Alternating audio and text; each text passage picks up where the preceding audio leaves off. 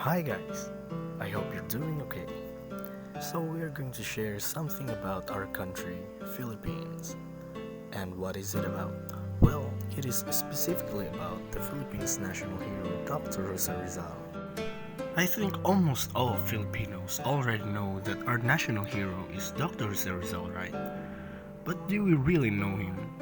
Like about his family, books, writings, struggles, contributions, and do we even know his real name? Well, today we're going to share something to you that is very important. About one of his life conspiracy that became a highlight in his existence with connection to our country and the freedom we are aiming during the Spanish colonial period. But first, let's have a very short recap about him. Rizal's full name is Jose Protasio Rizal Mercado y Alonso Realonda. His life and his written works became an inspiration for the nationalist movement of the Philippines. Two of his most famous works are the Noli Me Tangere, or in English, Touch Me Not, which was about the evil doings of the friars, and the El Filibusterismo, or in English, The Reign of Greed, which was the sequel of Noli Me Tangere. We would also like to mention his last writing before he died when he was confined in Fort Santiago. It was called Mi Ultimo Adios, or My Last Farewell. And at this point, we would like to start the highlight of our discussion, which is about Rizal's retraction. But first, let us define retraction. So, retraction is a statement saying that something you said or wrote at an earlier time is not true or correct. So, basically, you are taking back or denying something that you said towards someone or something. So now we already have a clue or a hint about what's going to be discussed in the content of this controversy about the retraction of Rizal in this video. Did Rizal really retract all his words and deeds about the church moments before his execution? Dr. Jose Rizal, leader of the reformist movement in Spain, was arrested, tried, and sentenced to death by a Spanish court-martial after being implicated as the leader of the Philippine Revolution. It was hoped that Rizal's life would end with his death in Bagumbayan, but from the day of his execution up to this day, his alleged retraction is still a burning and debatable topic among historians, whether it is authentic or a fraud. There are still a lot of testimonies and analyses that are appearing up to this day, even though it happened a very long time ago. So there are two sides that are arguing or debating in this controversy. It is the pro-retractionists and the anti-retractionists. The pro-retractionists are the ones that believe that Dr. Jose Rizal really did retracted all his Masonic affiliations against the church, while the anti-retractionists are the ones that believe that the retraction of Jose Rizal was a fake. Before we would go to the side of the pro-retractionists, I am going to show you a recap about a very short review of Dr. Jose Rizal's timeline before the day of his execution. In 1891, Rizal arrived in Hong Kong to practice his medical profession. In 1892, he founded La Liga Filipina. In 1895, Rizal became acquainted with Josephine Bracken. In 1896, on December 26, Rizal was accused and tried before a military tribunal for the alleged crimes of rebellion, sedition, and legal association. On December 28, Governor General affirmed the death sentence and set the execution of Rizal on December 30 at 7 o'clock in the morning.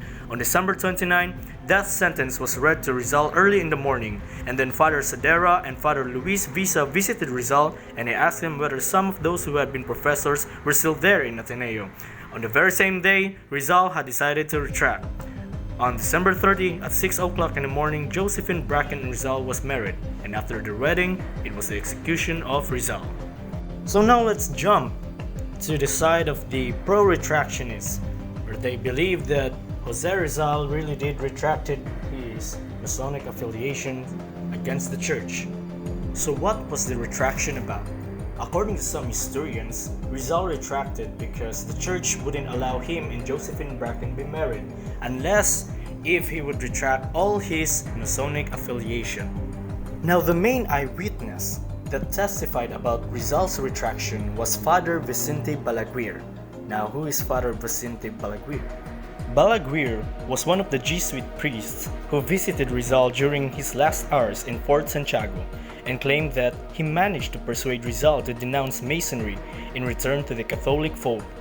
In an affidavit executed in 1917, when he had returned to Spain, Balaguer also claimed that he was the one who solemnized the marriage of Josephine Bracken in Rizal's hour before the hero's execution.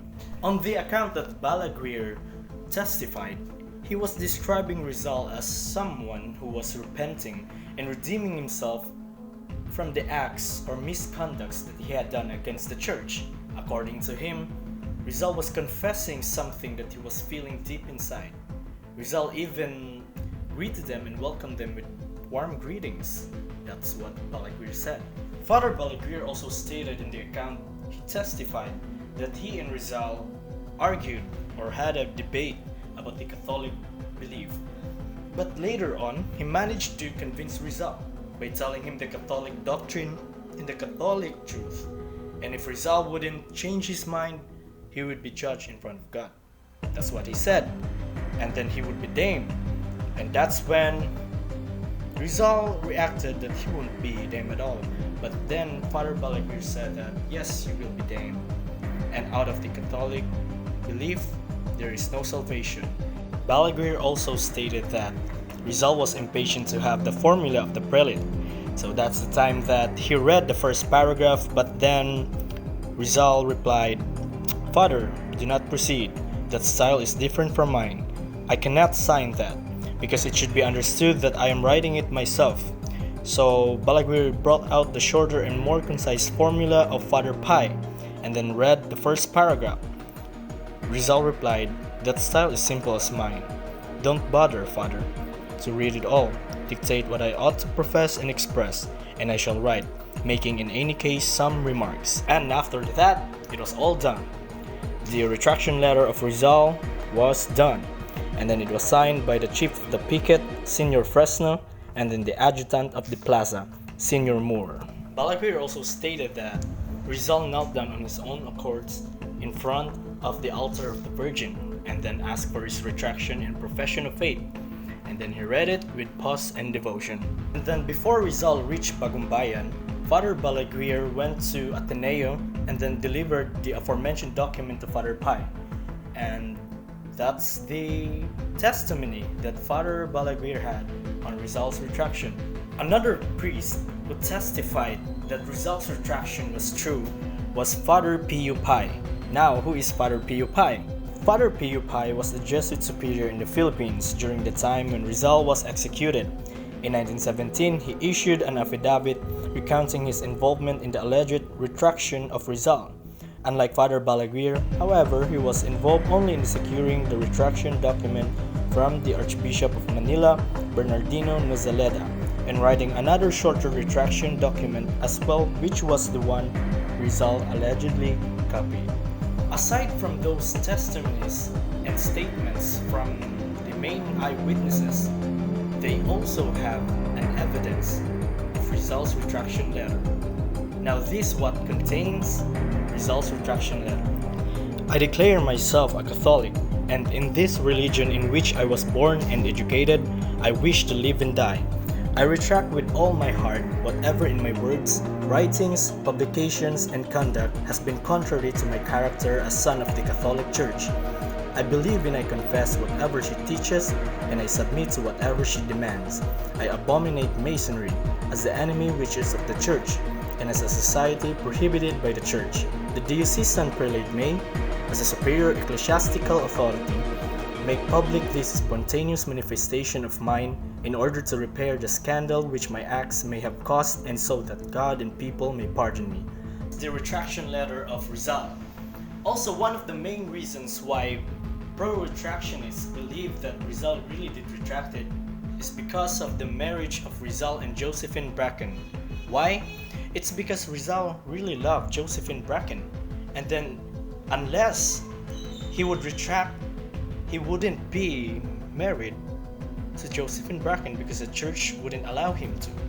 I am also going to show you some of the main reasons and evidences, proofs that the pro-retractionists stand for. So here it is.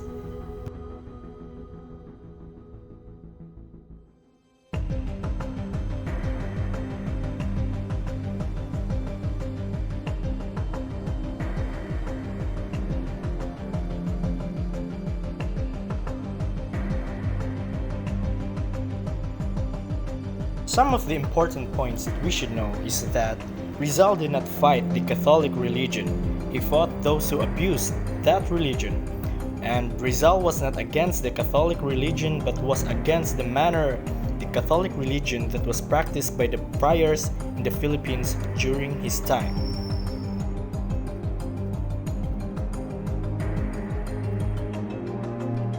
A Rizalist scholar, Rafael Palma, born in October 24, 1874, is a lawyer, writer, educator, and politician. His works include the Biografía de Rizal, which is about the life of the national hero. He was the one who witnessed the execution in Bagong Bayan. He called the retraction story a pious fraud. According to his analysis, the document of retraction was being kept secret. Petitions were denied after Rizal's family asked for the original copy of the document and the marriage certificate with Josephine Bracken. Rizal's burial was being kept secret, and no masses or funeral was held by the Catholics on his death. He was not buried in a Catholic cemetery in Paco. Lastly, there was no moral motive for the conversion. Another testimony was from Austin Coates. Coates' interest in Jose Rizal began when he was Assistant Colonial Secretary in Hong Kong in 1950. He wrote the book Rizal, Philippine Nationalist and Martyr, published in Hong Kong by the Oxford University Press. It is a biographical book about Filipino patriot Jose Rizal. In the final chapters of his book, Austin Coates totally trashes the truth of Balaguer's claims. According to his analysis, the retraction of Rizal was dubbed as a religious fraud. It was the friars who wanted Rizal's retraction. There was no signed letter of retraction because Rizal knew too well the damage such a letter would do him. It is impossible that they would not give him a Christian burial, which the two Jesuits at the execution didn't do. The Rizal family didn't accept the retraction and the marriage. They knew that if he had retracted, he would certainly have said so in his 6 a.m. communication to his mother on the day of his execution. Lastly, Balaguer was totally unaware that Rizal had written Mi Ultimo Adios on the eve of his execution. The poem in its third stanza carries the exact date and time when it was written. So, as an evaluation of this controversy, we'd also like to share our own opinions. First is, if Rizal really did retracted his works or his Masonic affiliation and then submitted to the Catholic Church, maybe there's something that made him change his mind, and then that led to changing his belief and then submitting to the Catholic Church. Maybe it's because of the words of Father Balaguer, because of their debate or whatnot. And another main reason is his love for Josephine Bracken. Why? It's because Dr. Rizal was a passionate person. He was also affectionate, and maybe his love for Josephine Bracken was that much that made him, submit to the priest and then agree that he would make a retraction letter in order for him to marry Josephine Bracken. Because we should also remember that Dr. Rizal is also a human being. He's not a god. And as human beings, we are always susceptible and compromising when we are in love. Right? Have we experienced that? I mean, if it's about love, everything is possible. On the other hand, maybe Rizal didn't retract it at all. Why?